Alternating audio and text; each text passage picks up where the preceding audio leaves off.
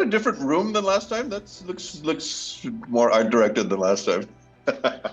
Well, I think at that time was probably I was looking at the laptop. Now I have like a proper Oh, cool. setup. Yeah, yeah. How have you been? How were your Uh, holidays? Very well, very well, very good. And you? Great, man. Great. What'd you guys do? Just family? Yeah, we were just down in Palm Springs visiting friends and stuff, and it was a friend's That anniversary, so off we went. Yeah, yeah, it was good. that's awesome, man. That's awesome. Yeah.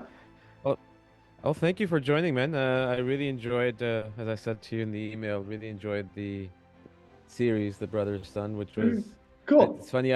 I saw the trailer a while ago, but I didn't really know that you had worked on it.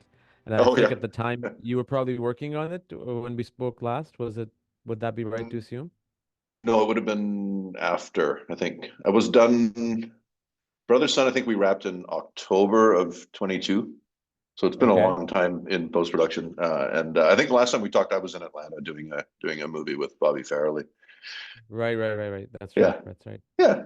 Well, awesome. Well, tell me how you got on board on this. I mean, I would love to know the story behind that because you had a great story with Robert Zemeckis, so I'm hoping for something similar. Well, it's sort of similar. Yeah, I guess, everything unfolds in a different way. I had done a YouTube web series based on the Mortal Kombat franchise way Okay. back in like 2012 or 2013, I think, sometime back then, maybe even before that. And and I'd interviewed for it. I wasn't a Mortal Kombat fanboy or anything, Yeah. but I'd met with the director, Kevin Tancharoen, who was a young, very young Thai American director, I guess, of Thai descent. Super good guy, Yeah. but he was like a big Mortal Kombat fan, and I was, Right. I'd interviewed because I think I knew the line producer, and but I at the time I had a bunch of movies of the week. I didn't have a whole lot of a lot of weight behind my resume, and and I know that he'd interviewed some heavy hitters in town to do the show, and anyway, so I hadn't heard anything back, and I was getting antsy, and I needed a job, and I really wanted to do that one. So I sent them an email and said, look, I know you're interviewing some bigger names, but maybe you'll get more value out of me because I've got more to prove than some of these other guys, and I'll do it for Right. whatever. I don't care about the money and all that. And unbeknownst to me, they were actually out to somebody else, and I think they were having some trouble with rates and stuff. And Kevin said, you know what? Let's just go with this guy. Let's just go with this guy. It's easier. It solves a lot of problems. So that's how Kevin and I met, and then we got along really well. Super good guy. And he and I crossed paths occasionally on Flash and Arrow. When I was doing those shows, he came and directed a couple Yeah. episodes. And then so we always kept in touch. And then he said, "Hey, do you want to come to LA and do an Asian centric TV show or a show for Netflix?"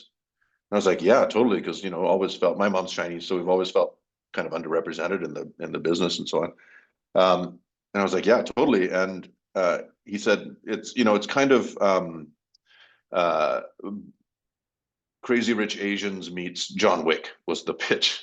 And he said, "But we're going to lean very heavily into the Asian side of things. There's going to be a mama son kind of character that is the matriarch of the whole series, and so there's a lot of through stories that touched on a lot of Asian upbringing beats. We were going to talk about food and always have everything in Malaysia at least, and China and stuff always centers around food. So food was going to be a big character in the show.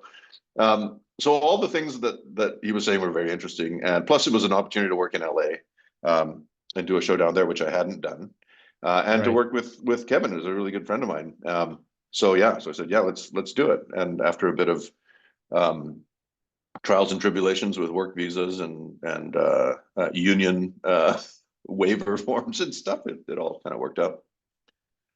Super, man. And you know what one of the cool things about the series is, I mean, I'm not going to talk much about it, but just to kind of give you the flavor, the moment it opens up and the name of the city comes up in Taiwan, right? Yeah. Taipei, and the font and the color and the music. I kid you not, I was like I was watching Kill Bill. Like it just had that vibe to it, and it kept that vibe throughout, but by keeping its authenticity at the same time. Yeah. And it was really, really fun. Even the opening sequence, the cooking and the, Yeah. you know what happens after that, right? And it was Yeah. really, Yeah. really well executed. And one Oh, thing cool. I think you and I have sort of talked about this, maybe I know I talk about this almost every episode on the podcast when I speak to a DP, is the idea of keeping to the wides. I mean, this was shot anamorphic, but at the same time, it wasn't like, cut, cut, cut, cut. Like there was a lot of times you could see that the fight choreography was really well executed, and it was shown on the camera as it was happening instead of hiding it with cuts. So that was Yeah. really cool, I thought. Yeah. That was something that we wanted to address right away. And that actually had its roots back in Mortal Kombat. We had a stunt coordinator named Larnell Stovall on Mortal Kombat that was very much in tune with the Hong Kong approach to action Mhm. filmmaking as opposed to the Hollywood approach, which is to say that you sit back and you enjoy the choreography of the fight and you see it all unfold, on the screen rather than relying on stutter cuts and cut cut cut to emphasize the action. There's kind of a purity to that that's a lot more enticing. Yeah. Um, and So that was something that we wanted right from the beginning. And um, yeah, after the cooking, the opening cooking thing, that was that was a mandate that we had right away, was to keep shots continuous and in single sequences as much as we could. Of course, that eventually became a little bit diluted as we went along, but we tried as much as we could to stay wide and show off the Yeah. choreography. There's a really great uh, video that on YouTube, that if you look it up, from Jackie Chan, and he talks about the difference between Hong Kong filmmaking and Hollywood filmmaking, and it's all about story and all about how you build the cut, you build the choreography to work with the cut rather than relying on the cut to alter the choreography. And Right. it's a really, really interesting video to watch, because he's almost like lamenting how Hollywood does it. He's like, there's when you watch a Hong Kong fight sequence, there's always comedy to it. There's always choreography. It's a dance, and you always end up rooting for the underdog, and it's always the underdog that gets beaten and beaten and beaten, and then he comes up with something clever and triumphs at the end.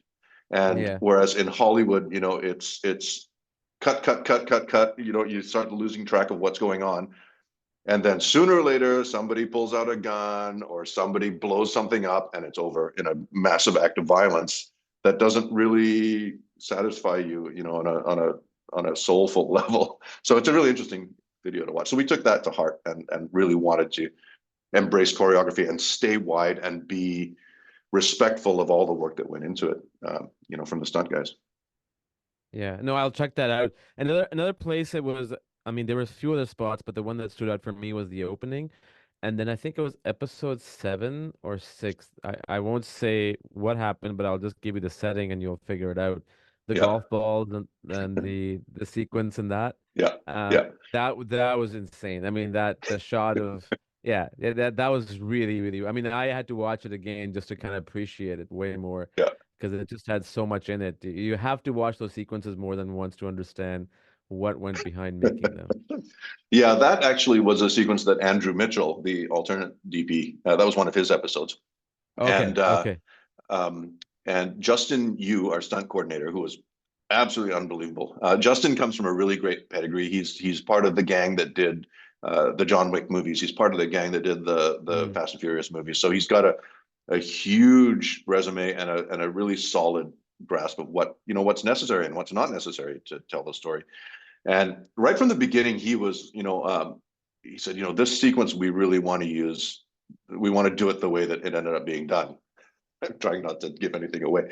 yeah, yeah, And yeah. at first, I was like, it's not my episode, and I don't really have a pony in the race. But my concern at first was that uh, doing it that way maybe would draw too much attention to the camera. I thought that maybe it was, it became about the process and not so much about the choreography. Um, And then when I saw it, I was like, there was still a little bit of that I thought in the back of my mind, but it's so entertaining and so much fun. It's like you just dispel all of Yeah. those concerns and just go with it, right? Yeah, Yeah. And I think it's also the context behind that yeah, sequence, right? Like what the character is kind of going through. You kind of feel that in that movement and the yeah, camera work. yeah. Um, it's so crappy we can't talk about the scenes, but I mean I would love to. Uh, but having said that, and I know sometimes what happens with series is that, there's sometimes there's two DP. I mean, sometimes there's I know my DP sometimes has worked on series for Disney, where there were like 7 or 8 DPs because of locations and times and Right. availability and all that. Was that Yeah. something similar to this? Was it your availability, or was there No, it another? was no, when Kevin asked me to come aboard, he said, he was going to do 5 of the 8 episodes he was directing. And Mm, in addition to being the producing director on the show, and he said, can you just come and do my episodes? Because I know, like, from experience before, doing all the episodes you get underwater really quickly, especially on a show yeah. like that's as involved as this, with all the choreography and all the prep that you have to do to keep it alive. Um, so we decided, I'll do all of Kevin's episodes, and Brad Falchuk, our producer, had a long relationship with Andrew Mitchell. Andrew was an operator on Glee and American Horror Story, Mm, and he'd started shooting episodes of American Horror Story for Brad, and he was very impressed with his work. So Brad wanted to give him the opportunity to come aboard, and I was like, yeah, great, let's bring Andrew on. And then so Andrew did, let me see, three. Let's see, I did one, two. Uh, I can't remember which, but 5 and 6 and 7, I think, or something like that. 4, 6, and 7. I can't okay. remember. But yeah, so it works out well because you're kind of sharing the load a little bit because it's Yeah. such a busy show, and it's almost necessary, I think, in a show Yeah. like that. So, yeah, Yeah, I mean, I know I don't know if you have seen the series Monarch, Legacy of Monsters by Apple TV Plus. yeah, I think it has 8 or 10 episodes, I forget. And then not only they have a different DP, but they just literally have different directors for every 3 episodes. They had like from yeah, 1 to 3, one director, 4 to 6, another, and six to yeah, eight, another, and 8, 9, 10. Because yeah, yeah, you're right. I mean, it does take up on a lot. Um, and it is. I mean, it's like 50 minutes episodes times 8. That's like almost like 4 feature films, right? So, yeah, yeah, more or less. Um, one thing I mean, there were so many things that I can talk about, but just to be generic about the fact that the series was so grounded, and that is something I'm so glad to see it slowly kind of sneaking back into movies and series where there's not too much, side stories. Everything is kind of like connected to just one story, and it's yeah, so the relationships between the siblings and the mom, and those are I don't even think that has any cultural barrier. I think that's a universal appeal. yeah. And it really spoke a lot, and I think it hooks you on. Besides the action and the choreography, the relationships really hook you on from the beginning. When you read the script, was that something that, I mean, aside from you wanting to be on the show, was that something really that spoke to you at a personal level at all? Yeah, very much. The whole, it's funny because we went into it thinking, oh, the food thing is a uniquely Asian thing. The mama running the show is a uniquely Asian thing. And then now that people are starting to see it, we're discovering that it's not a uniquely Asian thing. It's like every culture has a matriarchal, aspect to it. Every culture revolves around food, so it is a lot more accessible to other cultures than at least I originally thought. So yeah, but very much so that was a huge thing. And we didn't know we had Michelle when I signed on, so I was super excited about who that was going to be playing Mama San. Mm, um but yeah, all that, like Kevin was just saying all the right things. It's about you could be the biggest gangster, as this show shows. You could be the biggest gangster in Taipei, and head of the triad and all that, and throw your weight around, internationally. But when Mama says, "Hey, shut up," and it's sit down, everything stops, right? So yeah. that was something that was really cool. The show, like you say, it's grounded. It's honest to itself. It's able to laugh at itself, I think, which is fun. That's something we haven't seen in a long time. I think, culturally, when you do a show that caters to a particular culture like this one, that caters to the Asian market a little bit more consciously than other shows. Of course. So often, so often lately, you get a show that tries to amalgamate that culture into the greater consciousness rather than playing towards that culture and laughing at it and laughing with it and appreciating it for all of its flaws as well. And that's what this show tries to do, is be honest to the people in it and to the characters, and not make them into these crazy Hollywood stereotypes, and just let them be, just let them be people and that are going through some rather extraordinary circumstances. Yeah. Yeah, no, it clearly came across very vividly. You know, working on this series, the 5 episodes that you worked on, what was what was the biggest challenge in terms of executing a scene, whether it's through because of choreography, marriage with the camera work, or whether it's just lighting or emotions of characters with the camera? Yeah, it's on this show, the biggest challenge is always time. It's this kind of level of choreography and storytelling takes a lot of effort and a lot of prep to get it, to achieve it in the number of days. I can't remember what I think we did 9 or 10 days per episode, so it was a really tight schedule. That is tight. Um, yeah, the fight choreography was always like, I remember remember going to work on days when we had a big fight sequence to do and thinking, I'm excited to do this, but boy, we got a lot of work to do. And there was always this kind of conflict of excitement and dread when we had a big fight sequence. And to Justin Hughes, our stunt coordinator, he always built more than we needed. He always built, sequences that were much more elaborate, that had, 8 or 10 beats in the fight sequence that weren't on the script page, just so that we had the luxury of being able to go, hey, we really like that beat. Let's replace the one that's in the script with this one, or let's get rid of that one. And it created kind of an embarrassment of wealth in terms of the choreography of the fight sequences. The downside to that, of course, is that you've got 50% more fight sequence to shoot than you originally planned. So there was a lot of decisions that had to be made on set on the day. Hey, let's watch the blocking, see the fight sequence. Okay, that's great. We're not going to have time for all that, so let's get rid of this sequence. Let's get rid of this chunk of it. Let's get rid of that, and let's play that one up a little bit more. So it was always time versus choreography versus trying to, when it was emotional sequences, to give the cast, as much time as they needed for the emotional beats. The cast was great. Like they're just such a great bunch of people. A lot of them are newer actors. Justin Chen and Samsung Lee are, I don't want to say unknowns, but they're very much at the beginning of their careers now, and I'm so excited for them because it's going to look really great for them. And to watch that on a show like this, you get that's based around a family. That family unit tends to just by default start forming amongst the cast.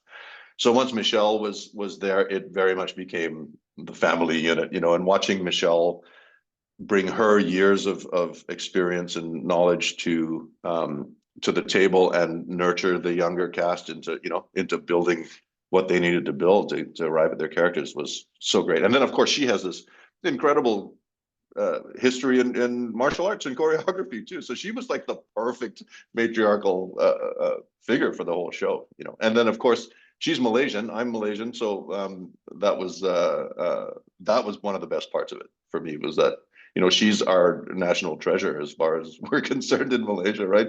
Oscar winner and all that. So Yeah. yeah. Yeah, no, it's so interesting that you talk about Michelle Yeoh. I mean, first of all, she still looks the same as she did in Crouching Tiger, Hidden Dragon, which was 25 years ago or something like that.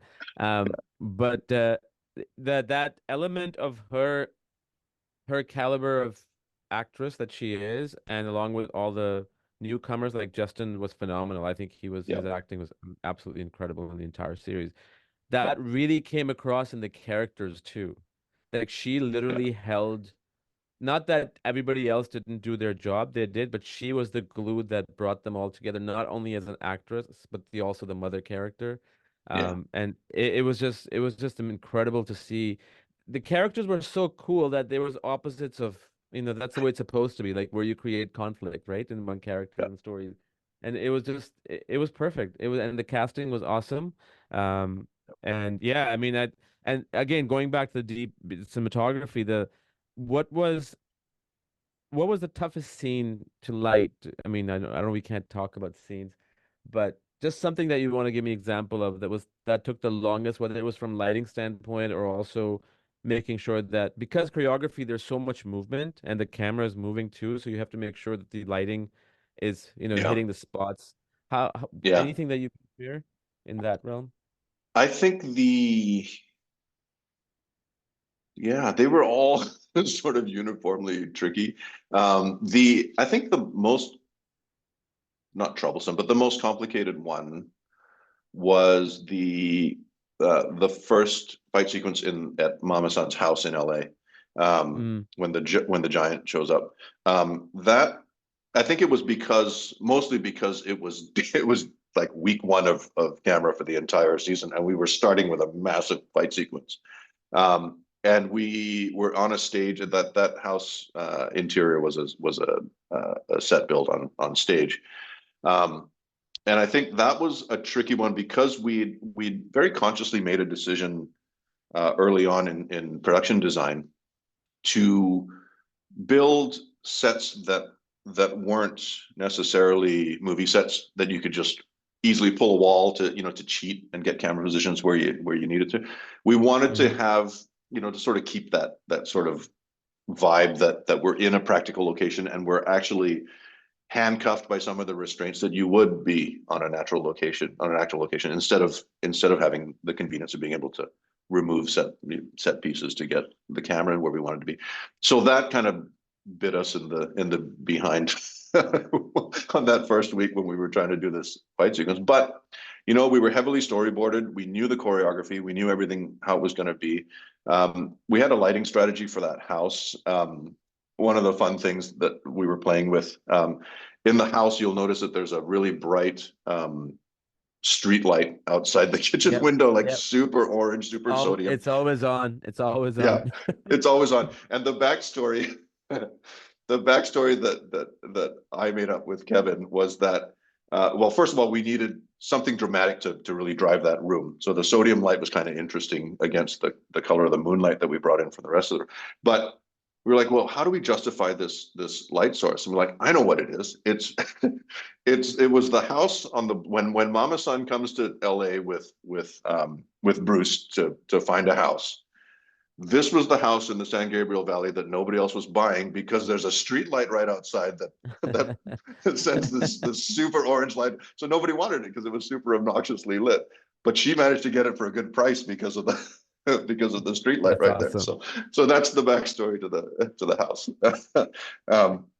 But yeah, that sequence was a very early like wake up uh, situation for us. Like, hey, this is the level of fight choreography we want to deliver. This is what it's going to take, and this is how complicated it's going to be. So we that was definitely the most complicated, I think, sequence of the whole thing, and we ended up kind of parsing out little bits of it and continuing to shoot them over the course of the season because it was evolving in the cut, and we were discovering things about that philosophy of staying wide and letting things play. We were discovering things about that maybe handcuffed the editors a little bit too much. So we did end up going back and shooting more inserts here and there just to help the pacing and the cut, Yeah. as the edit was coming together. So luckily that was a standing set on a stage. We were able to have the luxury of looking at the cut and then going, okay, let's go back and do this little sequence over, or let's pick up a couple of beats of that sequence to help with the cut. So but yeah, that was definitely the toughest.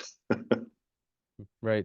And working with Kevin, how was that any different than any of the previous directors that you worked with? Not trying to draw comparisons, just because you worked with Zemeckis and you worked on the show White Lotus. What was working with him like? What was so different Ke- about him?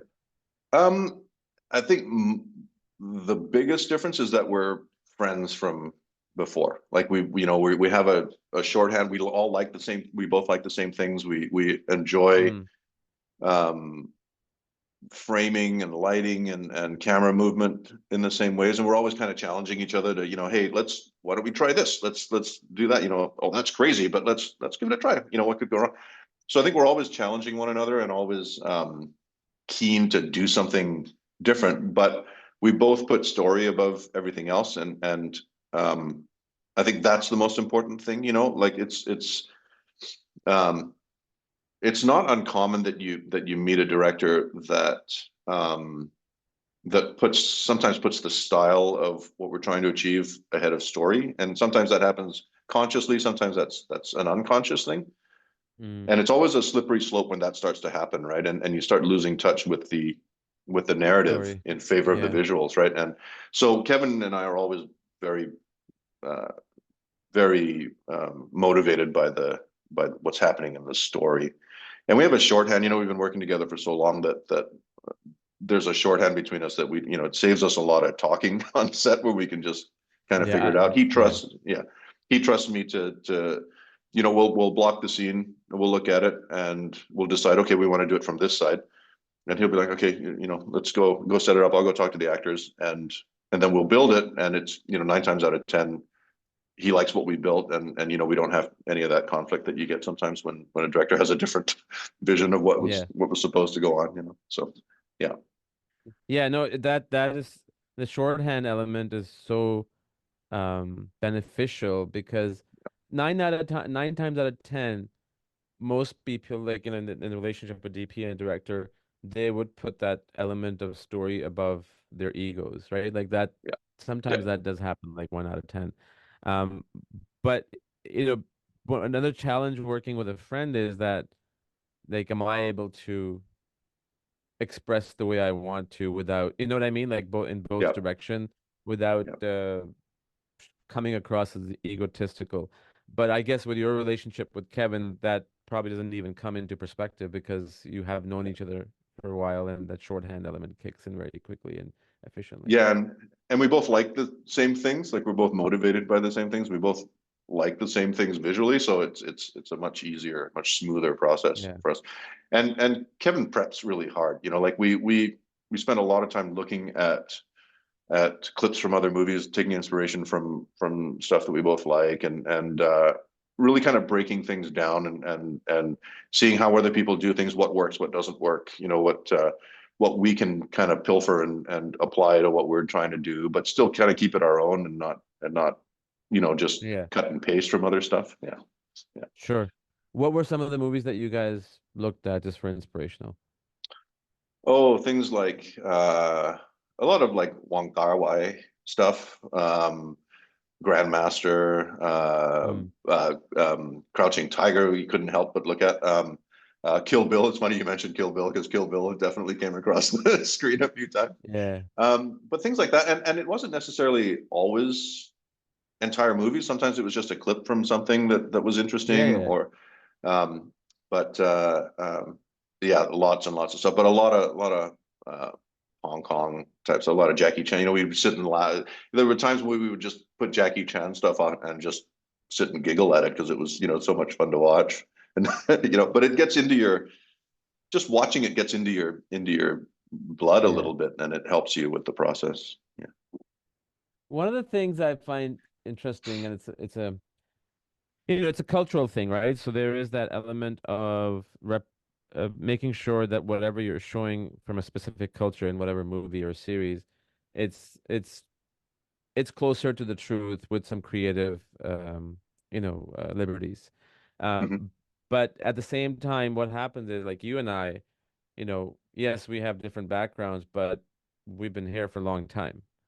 Yeah. So there's that. We're kind of like a bridge, sometimes kind of like falling on this side, sometimes falling on that side. And and that happens with movies like, remember when Crazy Rich Asians came out, or any movie that comes out that's made in Hollywood about a different culture. A lot of people appreciate it, but there will always be, some that may not. Um, do you feel, with your background that you have as a Malaysian, like, do you feel this film, I'm sorry, this series will be liked by a lot of people from that background in terms of ethnicity and culture? I think so. It's Malaysia prides itself um, on having a place on the world stage. That's a very important Mhm. thing to Yeah. not only to Malaysian politicians, but to to the general public. They like to be that it's such a cultural melting pot in Malaysia. Um, and there's so much Western influence that pours into the country, and to be for once on the world stage and to be able to present a little bit of Malaysia to the rest of the world, I think is important to the culture. Michelle, of course, is the greatest ambassador of that. But no, Malaysian culture has always been. I say to people when they ask, what's it like there, because there's so much, there's so many different races, and so everything's so different. And my response is always that it's the most harmonious racist country in the world. Like everybody's, and I mean that in a kind of a loving way. It's a culture that's still able um, to not take itself too seriously. And it's the three major ethnicities in Malaysia are the Malay people, the Chinese people, and the Indian population. And Yeah. everybody gets along. You spend holiday seasons visiting. You go to your Indian friends' places for Deepavali, and everybody embraces everybody else's culture. Everybody else is able to, you're able to laugh at yourself. You're able to laugh at one another, and it just works. And everybody gets along. And nowadays there's so many walls that people put up to separate us versus them, and that's something that hasn't Mhm. happened in Malaysia, at least not on the level that it has happened elsewhere in the world. So Mm. I think yeah, Malaysians love Malaysians, seeing other Malaysians doing well, and to have Michelle Yeoh go to LA and beat the place up I think is gonna resonate really well. Um, yeah, That's awesome. yeah. It's funny you mentioned that Malaysians don't take themselves seriously. I think, I was, did I tell you I was in Malaysia last year? Did I share a No, story with you? oh, I great. was, I was there for a screening of my film, and one of the things we were staying right um the center. You know where that big mall is? In KL, yeah, Very, yeah. yeah. So somebody said we need to go try this fruit, and I don't know how to pronounce it. Is it durian? Is it how you Durian, pronounce it? yeah, Yeah, durian. yeah, And it's supposed to be the worst fruit of all time, right? It stinks. And I'm like, okay, how bad can it be? So right from the city where it was all high rises, we got into the street was all like market. And we sat on a bench and they yeah, brought the fruit. And the first thing I did was I smelled it. yeah. And it smelled really, really bad. But just to have that experience, I actually had half of the fruit, which was surprising. Uh-huh. Yeah, But they just and they knew that it sucked. Like, they said it's going to be really, really bad. So that's when you said that, it just kind of reminded me that how they were just making fun of their own fruit, which is so important to make fun of yourself, because then yeah, that way you're free and everybody's kind of like relaxed and they can connect to you very yeah. easily. I agree. And it is the king of fruit. It's durian. There's different species of durian. Okay. Um, but yeah, there's certain ones that are just it's definitely an acquired an acquired Yeah. taste. Yeah. It But wa- it was bad. it's kind of, But I will tell. you've been sorry, go ahead. No, please go ahead. Go ahead. I was going to say you've been indoctrinated then. If you've had durian, then you've been accepted into the into the culture there. So good for you. Yeah, no, it was actually really cool. I mean, I spent 5, 6 days there, mostly in the city. I didn't really Yeah, go. I wish I could go elsewhere, but it was just busy with three screenings. But it was such a worldly city. Like, you could, I just felt that I kind of belonged there, yeah, in a sense that nobody kind of looked at you in a strange way. And the food, oh my God, holy crap! I mean, I yeah, remember going into the food court, and we're kind of going off topic, but that's okay. Food court, and there was like literally over 50 different choices of different ethnicity of food. Like it was Yeah, just I couldn't even figure out what to eat. But when I did, it was phenomenal. It was yeah, phenomenal. The food was yeah. amazing. It's food. Yeah, the food's a huge thing there. So that's great. No, I'm glad you had a good time there. Yeah. Um, Going back to the brother's son, what was one thing that may have you seen the final cut of the entire Yep, series yet? yep, Okay. yep. Was there anything specific, without talking about it, that you wished from a creative sense point, not necessarily story, but just the camera visual that got cut out that you wish it hadn't? Was there anything like that at all? Oh, there's always stuff like that. Nothing Yeah. particularly stands out on this one. There is one particular fight sequence that I wish we'd done differently overall. Uh, without the one with Was it in the beginning of the episodes or the later on? it was, I think, episode 3. I think it's the one that happens on the pool deck. Oh, That the Yeah. outfits they're wearing? Yes. I just wish that um that location beat us up pretty good in terms of sun direction and all that. And I think that is the one thing that I could redo if I had to.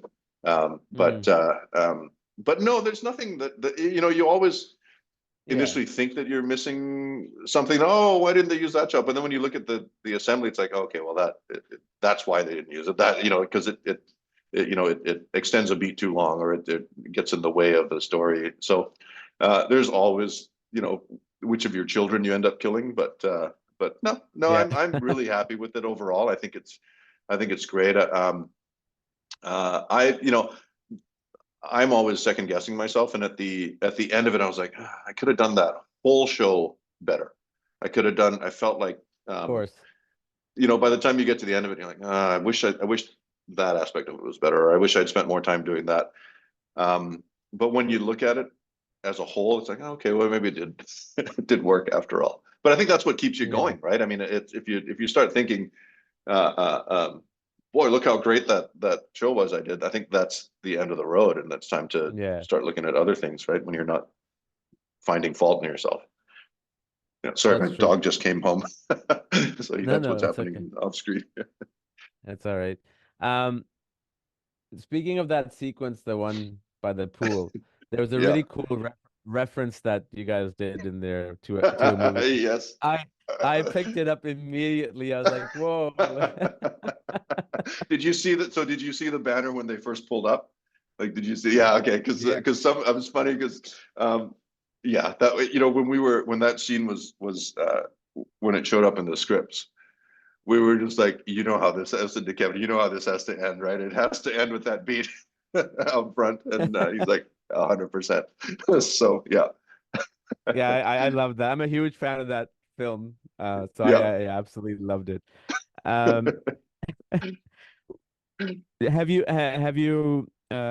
are your family members or friends, are they planning to start watching it? It comes out what, 2 days, right? Yeah, it comes out In on the 2 days, yeah, 4th. on the 4th of January. Yeah, yeah, everyone's super excited. We were hoping to be at, well, the premiere is being screened at Netflix on their screen in LA on the 4th, and they're going to show, I think, first 2 episodes.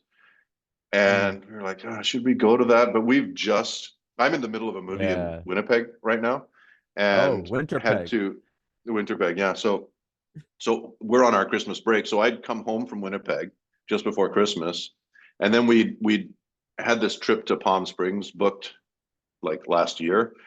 So we went to Palm Yeah. Springs, and we were supposed to come back on the 30th. And I thought, well, if we stay another 3 days, so we can go to the premiere, and also the Emmys are going on tomorrow.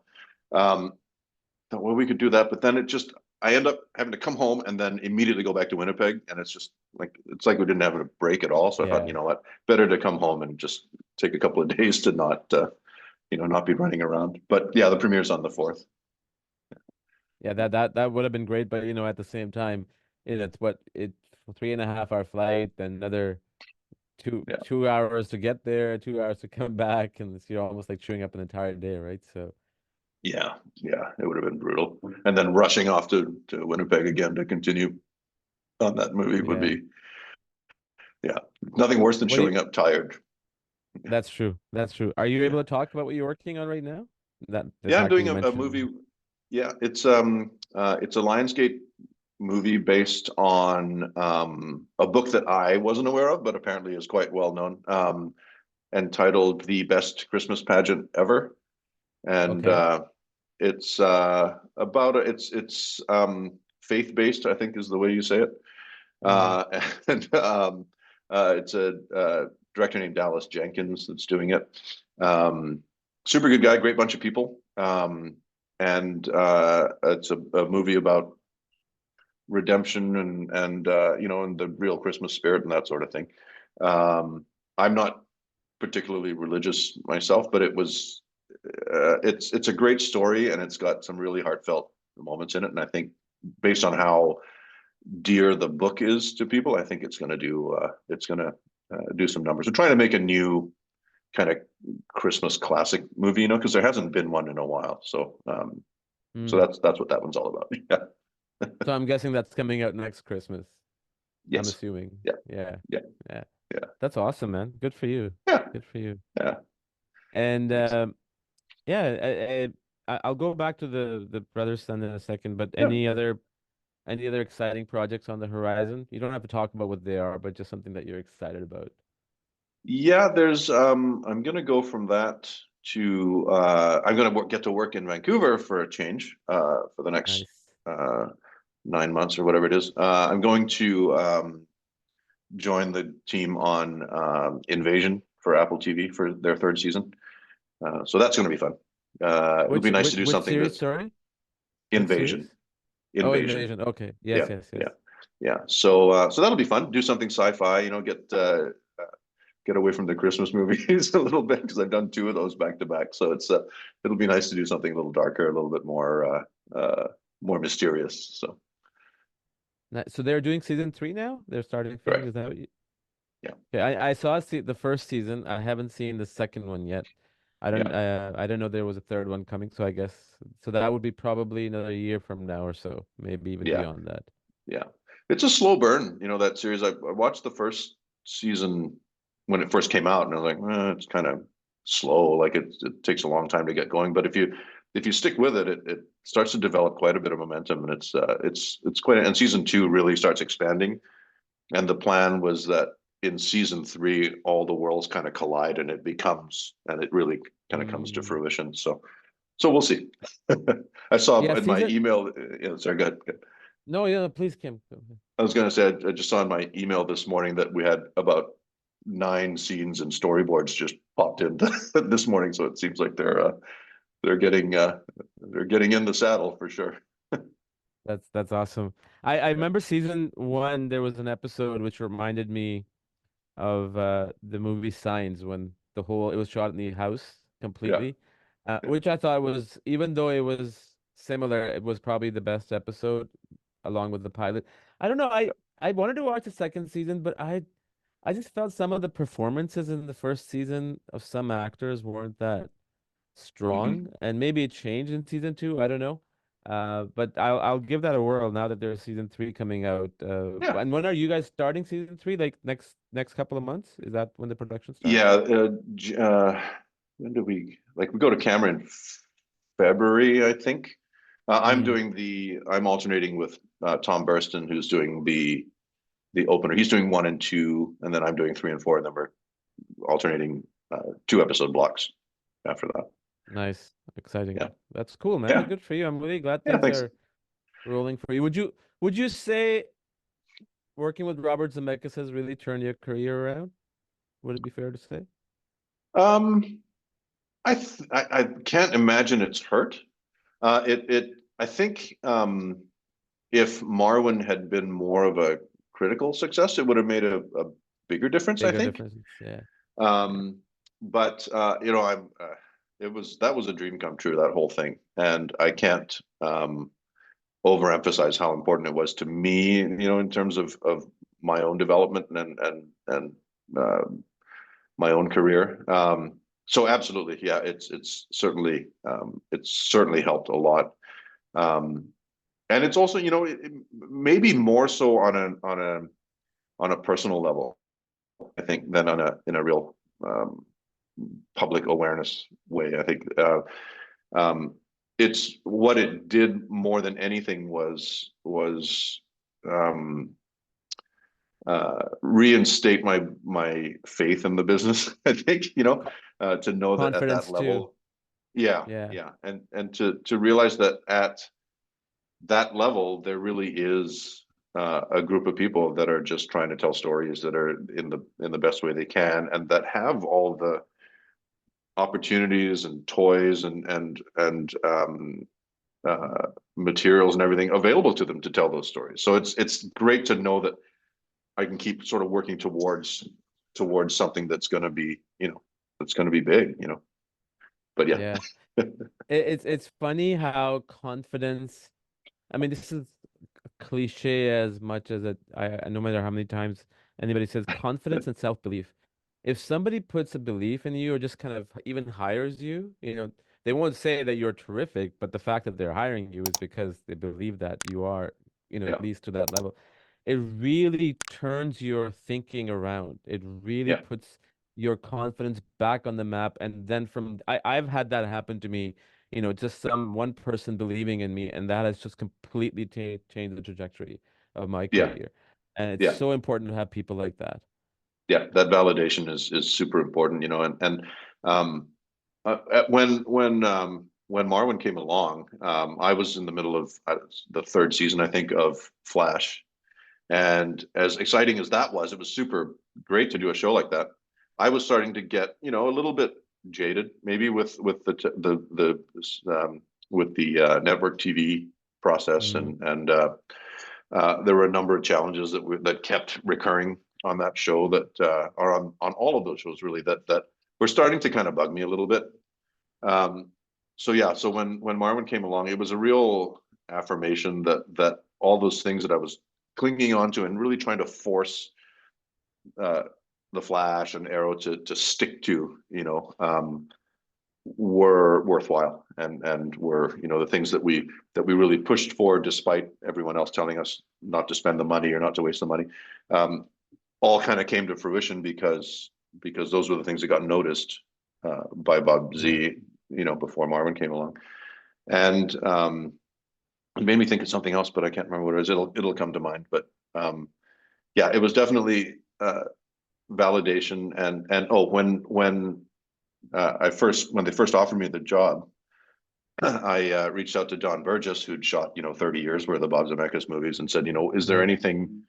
What should I be looking out for? What should I not do that's going to set him off? Or what is he like? And Don said a really great thing. He said, "Look, forget who he is." He goes, "It doesn't matter what his name is. He's hired you to be his DP, so be his DP. When he asks you what you think of something, tell him. Like, don't sugarcoat it. Don't tell him what you think he wants to hear. Tell him what you think. That's what he's hired you for. That's what he's hired you to do.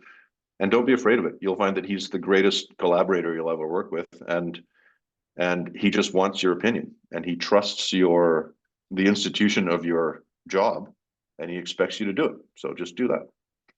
So, Yeah, and then that's after, actually yeah, that's so much like Don. I mean, yeah, as you know, I've spoken to him and I've met him a few yeah, times too, and he's yeah, such a cool guy, such yeah, a amazing guy, yeah. such an And amazing. he's getting the Lifetime Achievement Award at the ASC Awards this year.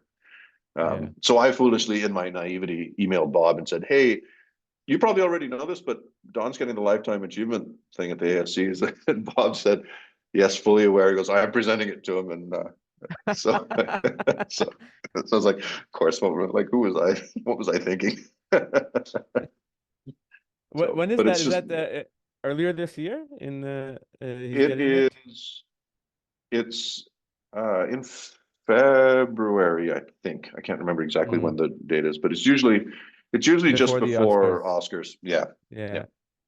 Okay. Um, Two more questions, man. What what's the one thing in the show, the series that you worked on, The Brother's Son, that whether it was at the script stage or when you were filming it or afterwards or all three, that kind of just hit a nerve at a very personal level? Um, Hmm. I think Like if it just was the relationship. yeah, I think it was like the biggest thing for me was to be able to do a show with a good friend of mine that centered on Asian culture in Los Angeles. Like there were a lot of things that were pros for the show, you know, that it was a lot of firsts and a lot of, you know, new horizons, new opportunities. I think that was the biggest draw at the beginning. It was like, wow, I get to, you know, check a whole lot of boxes here and have a lot of fun doing it. And then once the scripts landed and starting to read the characters a little bit and seeing how grounded they were and how real they were, and you know, the scripts were written by a lot of Asian American writers, so there was a lot of that cultural undertone that, you know, you'd read a script and go, I know exactly what's happening with mom there. I know exactly how the son feels, you know, when mom says that to him. So I think there was a lot of that that resonated with me right off the top. Um, and yeah, it was, and then looking at the, you know, getting to do fight choreography on that level was going to be great. Like there was just so many things about it that were pros, and in fact, I can't even think of any cons. You know, when the show came along, I think the only con would be being away from home for that long. But other than Yeah. that, you know, there's a lot of, yeah, a lot of Cool, man. pros. That's awesome. Yeah, What what scares the crap out of you on a movie set? Or, yeah. or in life in general. Like we all have our fears. I mean, you know, let's face it. We all get Yeah, afraid of doing. What would be yeah, something that if you're willing to share? yeah. I think just uncertainty, like you know,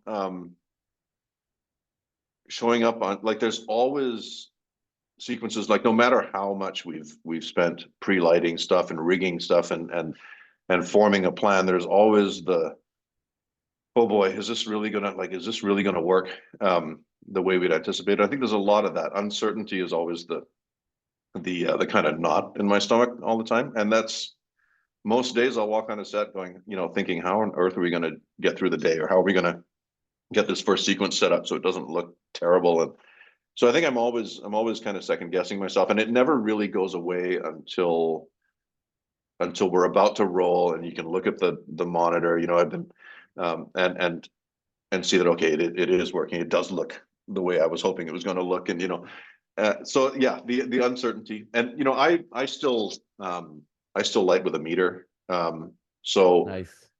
and you know, and at first it didn't really translate into into, you know, when it was back in the Sony F900 days, uh, the meter just became a way of measuring ratios and making sure that it was, you know, a shot was consistent to the shot before and the shot after.